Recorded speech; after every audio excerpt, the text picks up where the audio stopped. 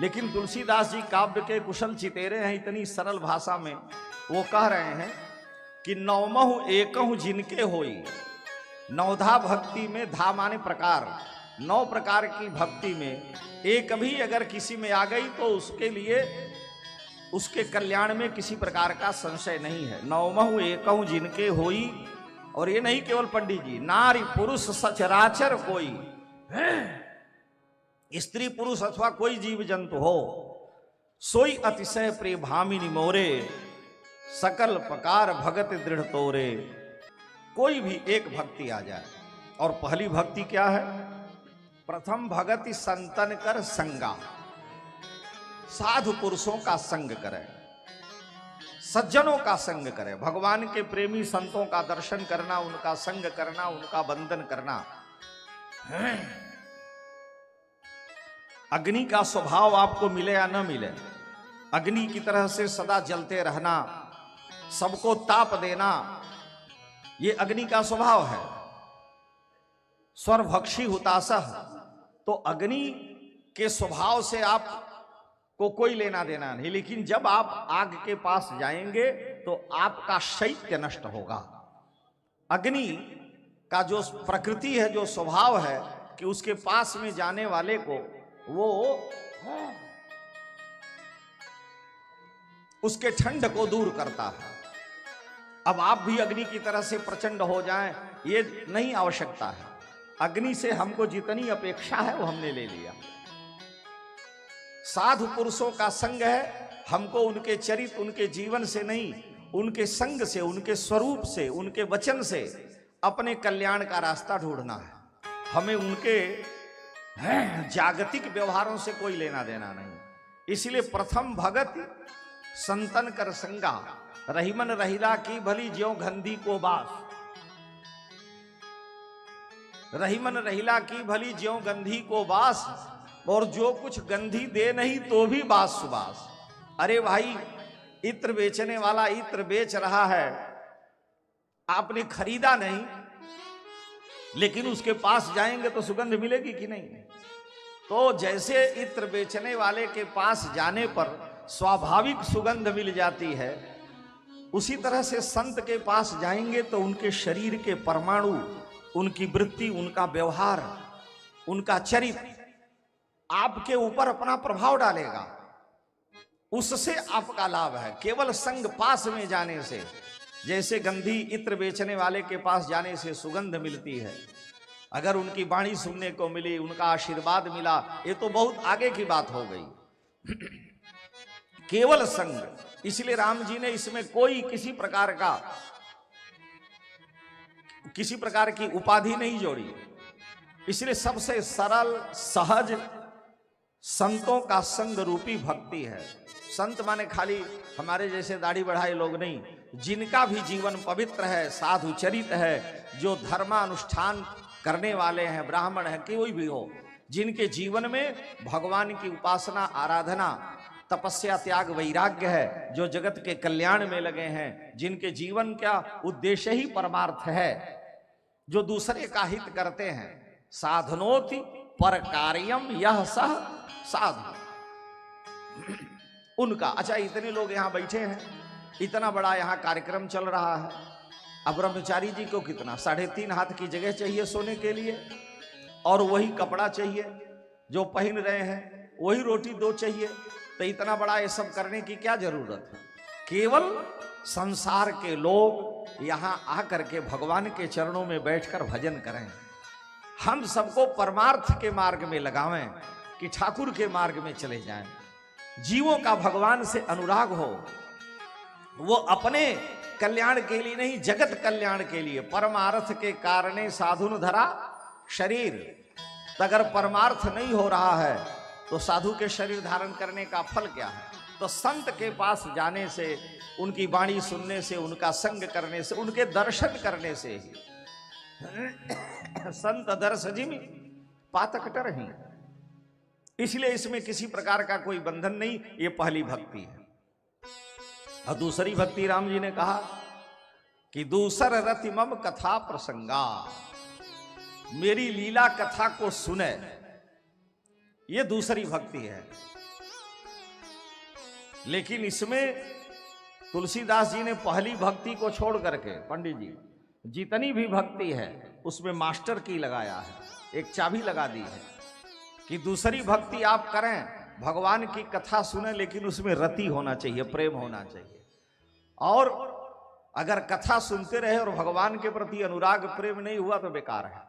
Master की है, दूसर प्रथम भगति संतन कर संगा, कोई मास्टर की नहीं है, लेकिन दूसर रति मम कथा प्रसंगा, मेरी लीला कथा सुने लेकिन उसमें रति हो, प्रेम हो, अनुराग हो, ये मास्टर की है। अगर अनुराग नहीं हो रहा है तो कोई लाभ नहीं है।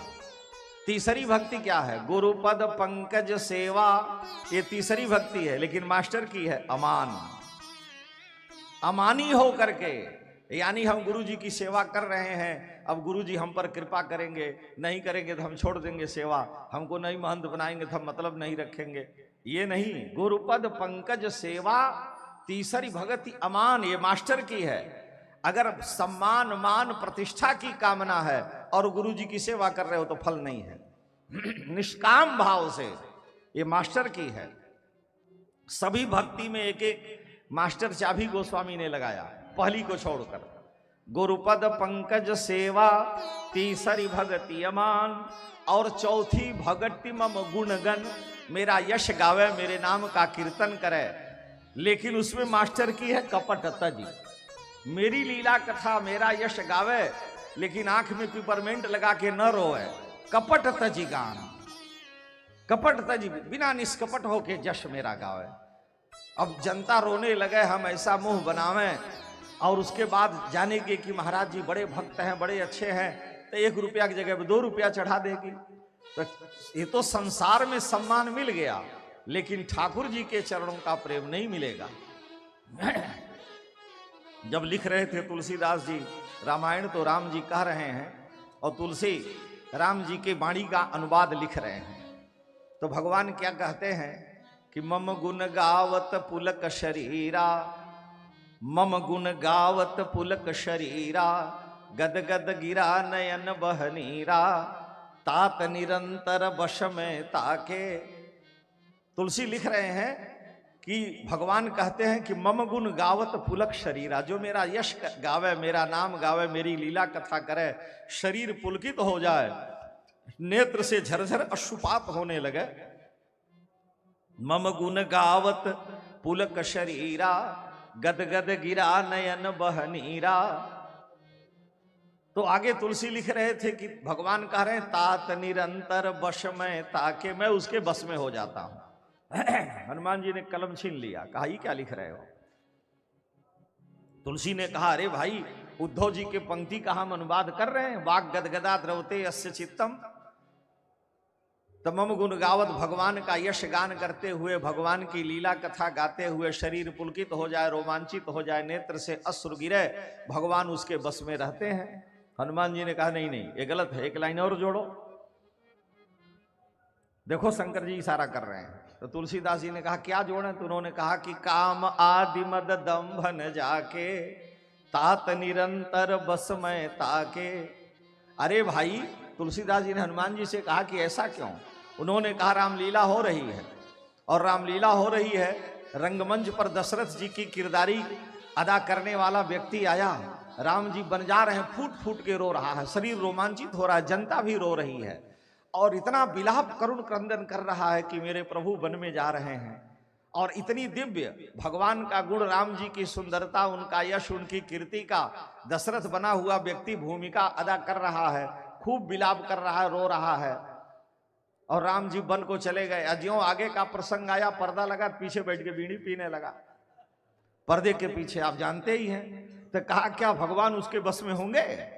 वो भी तो गा रहा, वो भी तो रो रहा है। नहीं, वहां काम आदि मद दंभ न जाके, ये जोड़ो उसमें, कि वहां कोई प्रदर्शनी ना हो, अभिमान ना हो, दंभ ना हो, दिखावा ना हो। भगवान की लीला कथा में दंभ, प्रदर्शन, दिखावा अगर है तो बस में ठाकुर नहीं होंगे।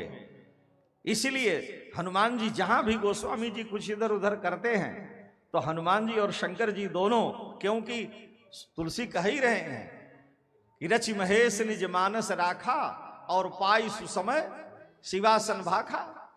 शंभु प्रसाद सुमति ही हुलसी और रामचरित मानस कवि तुलसी। शंकर जी ने ही तो दिया, हनुमान जी रुद्र रूप में आकर के कहीं गड़बड़ी होती है तो सुधारते हैं। बहुत जगह ऐसा है, हम तो एक प्रसंग सुनाए। इसलिए नवधा भक्ति में केवल प्रथम भक्ति है जो बिना मास्टर की, बिना किसी प्रतिबंध के है। नहीं तो चौथी भगति मम गुणगन करई कपट तज ज्ञान। भगवान का गुणगण गावे लेकिन कपट करके नहीं। एक सज्जन थे, मैं उनके कथा में गया, हमको ध्यान ही नहीं था। मैं माला पहनाया, प्रणाम किया और चला आया। जब कथा विश्राम हुआ तो हमारे मित्रवत थे, वो अभी भी हैं, हमसे कहे यार मामला गड़बड़ा दिए सब। हमने कहा हम क्या गड़बड़ा दिए? कहे तुम माला पहनाए हो, हमारा पिपरमेंटवा वहीं रखा था, वो नीचे गिर गया। अकेले में कहे कि हम पिपरमेंट वहीं रखे थे, तुम नीचे में गिरा दिए, मलबा के चक्कर में वो नीचे ही चला गया। हमने पूछा ये किस लिए? कहे अरे भाई थोड़ा उसको लगा लेते हैं, रोते हैं तो जनता जानती है कि बड़े भक्त हैं। अब जितनी बाणी हो उतना कह रहे हैं। अब बताइए, इसका मतलब नाच कूद कर लोग रिझाई और पतिहित करई धर्म निपुनाई। रावण कहता है ना कि अंगद स्वामी भक्ति तव जाति, नाच कूद कर लोग रिझाई। संसार को अगर हमारे जीवन का उद्देश्य है रिझाना कि आप ताली पीट दो, आप प्रसन्न हो जाओ, तो फिर यह वेश बनाने की जरूरत ही क्या है? तुलसी किसी को छोड़ते नहीं हैं। वो कहते हैं कि हे प्रभु हम आपको दोषी कैसे दें। तुलसीदास जी कह रहे हैं कि हे नाथ, हे रघुनाथ, हम स्वयं पतित हैं और हम स्वयं दोषी हैं, तो हम आपको दोष कैसे दें? हमारा तो स्वभाव है, लेकिन क्या करें, हम आपको दोष देते हैं। संसार के लोगों का यही है कि आपको दोष देते हैं। और तुलसी क्या कह रहे हैं जरा देखिए, बड़ी विचित्र बात है। गोस्वामी जी कहते हैं कि कैसे देवनाथ ही खोरी। हे प्रभु मैं आपको दोष कैसे दूं? मैं साधु वेश बनाया, चंदन लगाया, दाढ़ी बढ़ाए हूं, तो तुलसी कह रहे हैं कैसे देवनाथ ही खोरी। खोरी माने दोष। मैं आपको दोष कैसे दूं? क्यों कि काम लोलुप भ्रमत मन हरि। मेरा मन तो वासना से अत्यंत लोलुप है, संसार में भटक रहा है। काम लोलुप भ्रमत मन हरि भगति परिहरि तोरी। आपकी भक्ति छोड़कर वासनाओं के संसार में, कामनाओं में मेरा मन घूमता है। काम लोलुप भ्रमत मन हरि भगति परिहरि थोरी। कैसे देवनाथ ही खोरी। क्यों? आगे कह रहे हैं कि बहुत प्रीति पूजाई बे पर। लोग मेरी पूजा करें, मुझे माला पहनावे, मुझे ऊंचे सिंहासन पर बैठावें, इस पर तो हमारी बड़ी निष्ठा है। बहुत प्रीति पूजाई बे पर पूजिबे पर थोरी।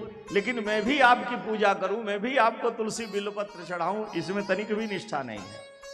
बहुत प्रीति पूजाइबे पर पूजिबे पर थोरी।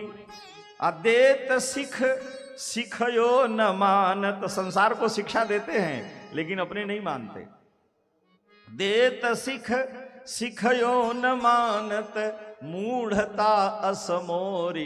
कैसे देवनाथ ही कोरी। मैं आपको दोषी कैसे बताऊं? लोभ मन ही नचाव कपि ज्यों। लोभ हमें बानर की तरह से नचा रहा। आजकल भागवत की कथा होती, बहुत से व्यास मंचवे पर वहीं नाचने लगते हैं, व्यास पीछे पर। हमको किसी ने दिखाया और जो नाच रहे थे वो भी हमारे परिचित हैं। तो तुलसी कह रहे हैं लोभ मन ही, लोभ के कारण लोभ मन ही नचाव कपि ज्यों गरे आशा डोरी। गले में आशा की रस्सी बांध करके लोभ हमको बहुत नचाता और हम नाचते हैं। लेकिन बात कहूं बनाई बुध ज्यों। बात तो हम बुद्धिमानों विद्वानों की तरह से बना के बोलते हैं। और कैसी बात बोलते हैं? बात कहूं बनाई बुध ज्यों। बुद्धिमान की तरह से हम बोलते हैं। बात कहूं बनाई बुध ज्यों बर विराग निचोरी। और सारी वैराग्य की बातें ही हम करते हैं, लेकिन हम हैं कैसे? ते एते हूं पर तुम्हारो कहावत लाज अचई घोरी। और उसके बाद भी हम कहते हैं प्रभु हम आपके हैं। सारी लोक लाज खो करके भी बानर की तरह से नाचते हैं और कहते हम आपके हैं। नीलजता पर रीझी रघुबर, तुलसी कह रहे हैं मेरी निर्लज्जता पर, नीलजता पर रीझी रघुबर देव तुलसी छोरी। मुझ तुलसी को हे नाथ आप छोड़ दें, मैं अत्यंत निर्लज्ज हूं, क्योंकि बहुत प्रीति पूजाई बे पर पूजबे पर थोरी। कैसे देव नाथ ही खोरी, काम लोलुप्त भवत मन जग। मेरा मन तो सारे संसार में भटक रहा है, काम लोलुप है। इसलिए भगवान की भक्ति में अगर काम है, अगर संसार को दिखावा है, अगर पाखंड है, तो ठाकुर को प्रिय नहीं है। भगवान उससे कोसों दूर है। संसार रीझेगा, संसार प्रसन्न हो सकता है, लेकिन भगवान की प्रसन्नता नहीं होगी। इसलिए चौथी भगति मम गुण गण करई कपट तजिगान। कपट नहीं होना चाहिए। और भगवान गुरु जी ने मंत्र दिया, तो मंत्र जाप मम दृढ़ विश्वासा। गुरु जी ने मंत्र दिया, उस मंत्र का जप करो, लेकिन दृढ़ विश्वास पूर्वक की इसी मंत्र से ठाकुर जी कृपा करेंगे। गुरुदेव के वचन पर विश्वास रूपी वहां भी मास्टर की है। मंत्र जाप मम दृढ़ विश्वासा पंचम भजन सुवेद प्रकाशा। छठी भक्ति क्या है? तो कह रहे हैं छठ दम शील विरति बहु कर्मा। शील हो, वैराग्य हो, शुभ कर्मों का अनुष्ठान हो, लेकिन निरत निरंतर सज्जन धर्मा। सज्जनों का धर्म में आ जाए, मास्टर की है। और इतना ही नहीं, सातों सम्मोहि मैं जग देखा। सारा जगत मेरा रूप है। ये सातवीं भक्ति इस रूप में जाने कि ईश्वर सर्वभूतानां हृदय अर्जुन तिष्ठति। लेकिन उसमें मास्टर की क्या है? सातों सम्मोहि मैं जग देखा। अब मास्टर की है मोते अधिक संत करी लेखा। लेकिन साधु पुरुष हमसे श्रेष्ठ हैं, मेरे भगवान के ही ये साक्षात प्रतिनिधि हैं। ये मास्टर की उसमें होनी चाहिए। भगवान की पूजा खूब कर रहे हैं और गुरु जी आए, खूब माला फेर रहे हैं, भगवान का अर्चन कर रहे हैं। गुरु जी आए तो उठ के खड़े ही नहीं हुए। सोचे भगवान की पूजा कर रहे हैं, गुरु जी आके बीच में, तब पूजा खंडित हो जाएगी, प्रणाम क्यों करें? तो ये यहां पर दोष हो गया। मोते अंत सत मोते अधिक संत कर लेखा। सातवीं भक्ति में भगवान की पूजा आराधना खूब, सारा जगत भगवान का स्वरूप है, लेकिन मोते अधिक संत कर लेखा ये होना चाहिए। गरुड़ जी ने काकभूषुंड जी से कहा कि अपने जीवन की कोई चमत्कारिक घटना अथवा विलक्षण घटना सुनाइए। तो गरुड़ जी से काकभूषुंड जी ने कहा कि मेरे जीवन की एक घटना जो आपको सुना रहे हैं, शायद हम सुनाए होंगे, नहीं सुनाए होंगे फिर सुन लीजिए। काकभूषुंड जी ने कहा कि एक शूल मोहि बिसरन काओ गुरु कर कोमल शील स्वभाव। एक शूल जो मेरे हृदय में आज भी विधता है, मेरे हृदय को विदीर्ण कर देता है, वो मुझे नहीं भूलता है। मेरे गुरुदेव का कोमल स्वभाव, उनकी साधुता, उनकी सरलता, उनकी सहजता, मुझ जैसे दीन पर उनकी करुणा, ये मैं आज भी नहीं भूलता हूं। एक शूल मुहि बिसरन काओ गुरु कर कोमल शील स्वभाव। क्या शूल है, क्या पीड़ा है?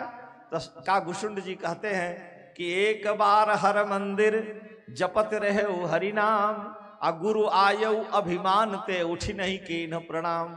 मैं भगवान का मंत्र नाम जप रहा था, गुरुदेव आए, हम सोचे उठ के खड़े होंगे तो नियम मेरा टूट जाएगा। तो गुरु आयु अभिमान ते उठी नहीं कीन्ह प्रणाम। असो दयालु नहीं कहे कछु। गुरु जी कुछ नहीं बोले, लेकिन और उनके मन में क्रोध भी नहीं आया। सो दयालु नहीं कहे वो कछु उर न रोष लवलेश, लेकिन अति अघ गुरु अवमानता सही नहीं सके महेश। शंकर जी के मंदिर में मैं जप रहा था, भगवान शंकर गुरुदेव के अपराध को नहीं कर सके और हम पर नाराज होकर के हमें शाप दे दिए कि मैं चंडाल हो जाऊं। तो उस समय मेरे गुरुदेव शंकर जी के चरणों में गिर गए और मेरे कल्याण के लिए शिव जी को प्रार्थना करके बनाने लगे कि नमामि शमीशान निर्वाण रूपम विभुम व्यापकम ब्रह्म वेद स्वरूपम अजम निर्गुणम निर्विकल्पम निरीहम चिदाकाशमाकाशवासम भजे हम। ये शूल मुझे नहीं भूल रहा कि जिस गुरुदेव का मैंने अपराध किया, जिनका मैंने प्रणाम करके अभ्युत्थान करके स्वागत नहीं किया, सो दयालु नहीं कहे कछु। शंकर जी ने शाप दिया, फिर भी मेरे गुरुदेव मेरे ऊपर कृपा कर रहे हैं। इसीलिए जो है भगवान श्री राम कह रहे हैं कि सातवीं भक्ति है, सातों सम मोहिमय जग देखा, लेकिन मोते अधिक संत कर लेखा। हमसे अधिक संत का सम्मान, उनमें निष्ठा हो, ये मेरी सातवीं भक्ति की मास्टर की है। और आठों जथा लाभ संतोषा, जो मिल जाए ठाकुर जी की इच्छा से, चना चबैना गंग जल जो पूर्वे करतार, काभी काशी कबहुन छोड़िए विश्वनाथ दरबार। जो मिल जाए, काशी की कहावत है, जिसमें निर्वाह जैसे हो जाए, कभी हनी हना, कभी घनी घना, कभी मुट्ठी भर चना, कभी वो भी मना। ठाकुर जी आपकी इच्छा जैसे चाहो रखो। तो आठों जथा लाभ संतोषा, ये भक्त का लक्षण है, आठवीं भक्ति है। लेकिन उसमें भी मास्टर की है, सपने हूं नहीं देखई पर दोषा। हम तो बड़े संतुष्ट हैं, जितना मिल रहा उसी में खुश हैं, लेकिन दूसरे को देखते हैं और जले जा रहे हैं, परेशान हैं। तो इसका मतलब कि आपकी भक्ति में भी मास्टर की आप नहीं, पर पूरा भक्ति नहीं हो रही है। और नवम सरल सब सन छल ही ना, सरलता हो, छल से रहित हो, हर प्रकार से सज्जनता आ जाए, मेरे ऊपर दृढ़ विश्वास हो, लेकिन हर्ष न दीना, न दैन्यम न पलायनम, ये मास्टर की है। भगवान ने भगवती सबरी को उपदेश किया और कहा कि हे देवी, नौमहु एकौ जिनके होई, नारी पुरुष सचराचर कोई, सोई अतिशय प्रिय भामिनी मोरे, सकल प्रकार भगत दृढ़। और तुम्हारे में तो 9 भक्ति विद्यमान है।